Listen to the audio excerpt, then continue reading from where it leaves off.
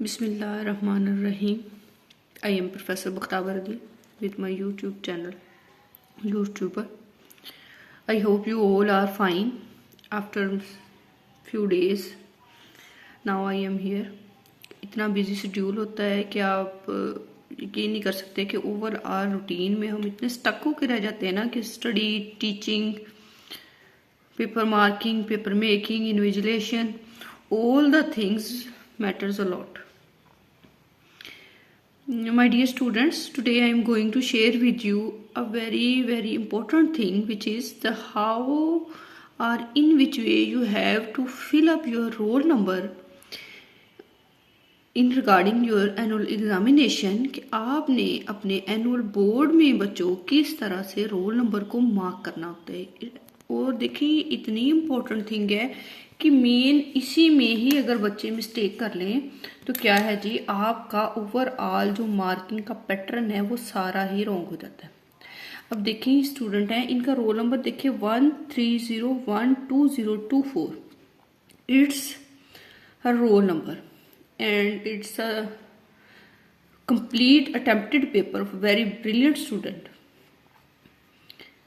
अब देखिए कि ओवरऑल रोल नंबर मार्किंग, अब रोल नंबर और पेपर कोड आपने ये चीज माइंड में रखनी है कि where you have to put your paper code. Paper code में आपने अपना कोड फिलअप करना है and where is the roll number you have to put on your roll number there.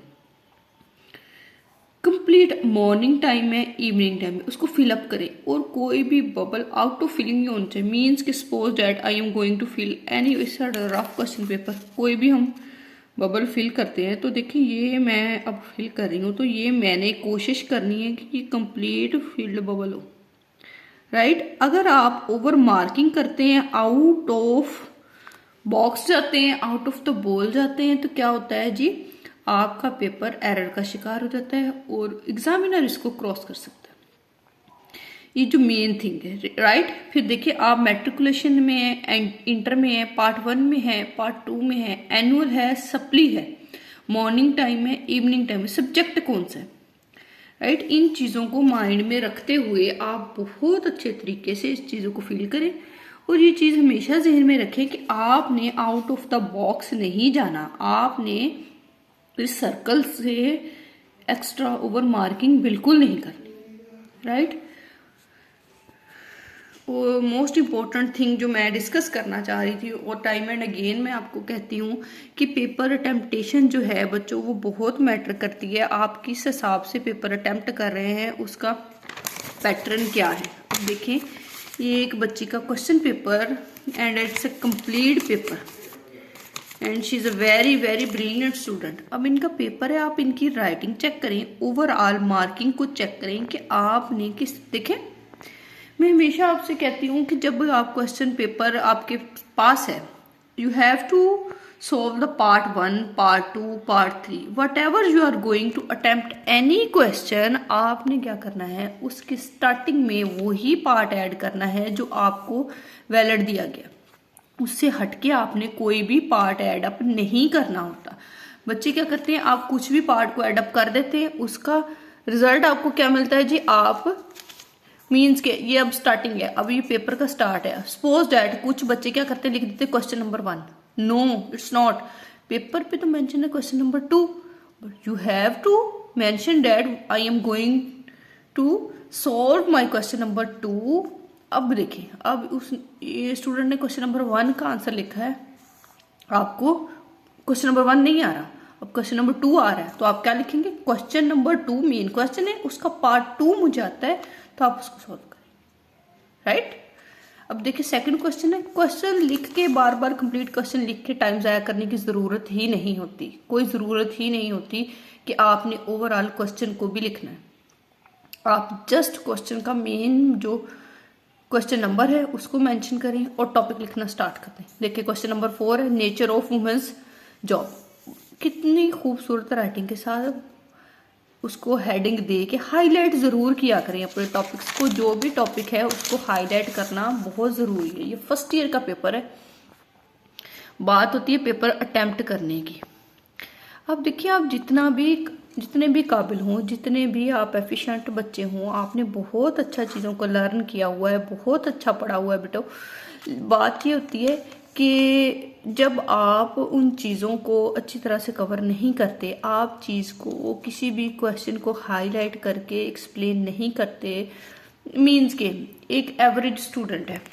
अब मैं आपको एक एग्जांपल से बताती हूँ। सपोज दैट मेरे पास ये शीट है, मैंने कोई भी क्वेश्चन लिखना है और मेरे पास जस्ट एक पेन है। I am not going to mention anything, ठीक है।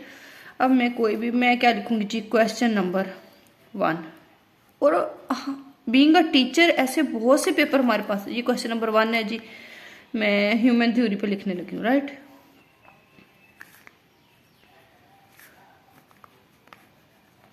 ये ह्यूमन थ्योरी पे जब हम राइट करेंगे, human theory as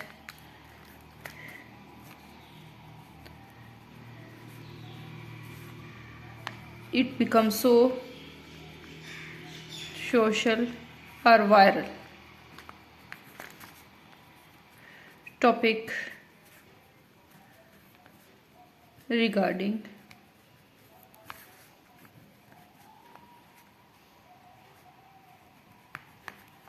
presentation of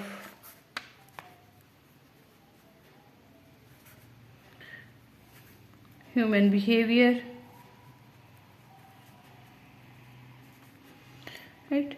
अब मैंने तो क्वेश्चन लिखा है ह्यूमन थ्योरी पे और मैंने इसको straight forwardly, straight in a form of a theory, straight line में लिखना स्टार्ट कर दिया है। जो एफिशिएंट स्टूडेंट होगा वो क्या करेगा, ह्यूमन थ्योरी वाले टॉपिक को, ब्रिलियंट स्टूडेंट इन्वर्टेड कॉमास में पहले उसे हाईलाइट करेगा। अब देखिए पहले सिंपल था, हाईलाइट करने के बाद वो इसको ब्लू मार्कर जो हमें अलाउ होती है इन एग्जामिनेशन, वो इसको हाईलाइट करेगा, राइट। ये टॉपिक अब पहले में और इसमें आपको चेंज नजर आ रहा है कि आपने कोई भी टॉपिक लिखना है, आप कुछ भी बच्चों राइट करना स्टार्ट कर रहे हैं, आप अपने क्वेश्चन की हेडिंग को बहुत बेहतर बनाएं। पेपर की तरफ वापस आते हैं, देखिए अब इसकी टेम्पटेशन आप देख लें कि कितनी अच्छी है और कितना खूबसूरती से उसने लिखा हुआ है इसको ओवरऑल। फिर हम नेक्स्ट देखें, ये ओवरऑल क्वेश्चन चल रहे हैं, सारे क्वेश्चन जितने भी हैं ना उसको क्लियरली लिखा हुआ। ये क्वेश्चन नंबर 4 है, शीप्स डॉग्स है, use of words and balls है। अच्छा ये सारे, अब रेफरेंस टू कॉन्टेक्स्ट, ये बहुत इंपॉर्टेंट चीज़ होती है। रेफरेंस क्या है और कॉन्टेक्स्ट क्या है। आप अक्सर हम देखते हैं स्टूडेंट रेफरेंस को और कॉन्टेक्स्ट को आप इकट्ठा लिख देते हैं, ये भी बहुत पूरा टेम्पटेशन होती है। ट्राई करें कि रेफरेंस में क्या करना होता है, आपने रेफरेंस में पोएट का नाम and the name of the poem, ये 2 चीज़ें आपने मेंशन करनी होती है। जस्ट कॉन्टेक्स्ट में आपने लिखना होता है ओवरऑल ओवरव्यू क्या है, जिस पोएम की बात हो रही है उसका ओवरव्यू क्या है, उसका मेन कंसेप्ट क्या है, मेन थीम क्या है। जस्ट ओवरऑल प्लॉटिंग जो होती है उस पोएम की वो आपने कॉन्टेक्स्ट के अंदर मेंशन करनी होती है। एक्सप्लेनेशन में you have to write the detail, और कोशिश ज़रूर करें कि जब भी किसी स्टैंजे की एक्सप्लेनेशन करें तो आप उसके अंदर ज़रूर कोटेशंस को ऐड अप करें। मैं आपको बार बार ये बात कहती हूँ, बहुत इस बात पे मेरा स्ट्रेस होता है कि बच्चों जब भी आप राइट करना स्टार्ट करें उसमें आप कोटेशंस को ज़रूर ऐड अप करें, राइट। फिर जी हम आ जाते हैं, ये देखिए कितना अच्छा कोटेशंस को ऐड अप किया हुआ है। अब पेयर ऑफ वर्ड्स है, बहुत से बच्चे हैं ना, even in 9th to 10th class, 9th class में हम ओवरऑल ईडियम्स देखते हैं, 10th क्लास में पेयर ऑफ वर्ड्स देखते हैं। बच्चे क्या करते हैं जी, वो स्मॉल सा एक तरफ लिखा है, जैसे बेल को लिखा है, बेल एंड बेल, क्या मार्कर का यूज़ नहीं पता, इतनी सेंस ही नहीं है कि हमने मेन चीज़ को मार्कर से हाईलाइट करना है, देन उसका सेंटेंस लिखना है, फिर से मार्कर। आपने किसी भी वर्ड का सेंटेंस जब बनाना है बच्चों, आपने फर्स्ट लाइन में पहले उसका वर्ड लिखना है, उसको मार्कर से बोल्ड लिखना है, right. Then start writing a sentence, again write down another word in my marker and then write down a sentence with your pencil और पेन, राइट। चीज़ों की प्रेजेंटेशन होती है, क्वेश्चंस की प्रेजेंटेशन होती है, प्रेजेंटेशन ही मैटर करती है। अब ये ब्रिलियंट बच्चे का, उसने क्या किया है, बच्चे ने जी बेल है जमानत, अब उसने वर्ड्स का उर्दू में मीनिंग भी कितनी खूबसूरती से मेंशन कर दिया।